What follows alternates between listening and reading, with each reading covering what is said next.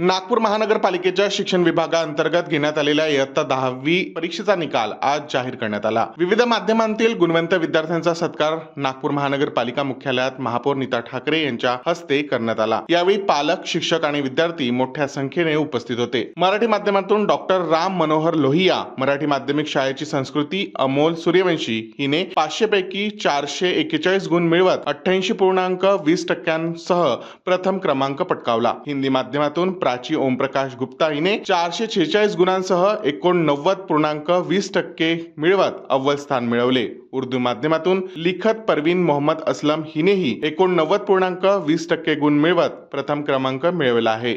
इंग्रजी माध्यमातून इरफान साहिर शेख झुल्कारनेर हिने 88% गुणांसह यश संपादन केले। महापौरांनी सर्व गुणवंत विद्यार्थ्यांचे अभिनंदन करून त्यांच्या पुढील वाटचालीस शुभेच्छा दिल्या आहे। अतिशय महत्त्वाच्या टप्प्याचा विद्यार्थी मित्रांचा एक अतिशय महत्त्वाचा टप्पा आहे।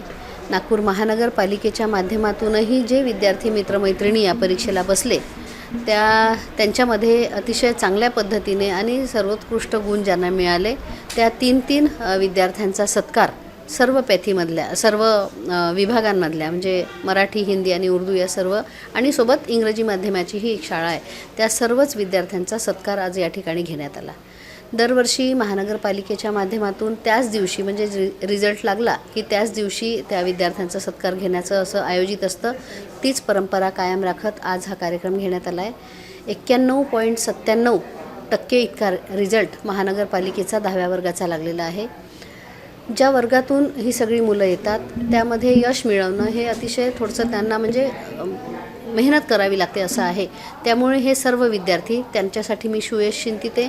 त्याचप्रमाणे महानगरपालिकेच्या ज्या शिक्षकांनी या सगळ्या मुलांवर मेहनत घेतली त्यांच्यासाठी देखील माझ्याकडून त्यांचाही अतिशय सादर त्यांना शुभेच्छा त्यांनाही देते आणि पुढील काळातही त्यांनी अशीच मेहनत करावी हे देखील अपेक्षित आहे।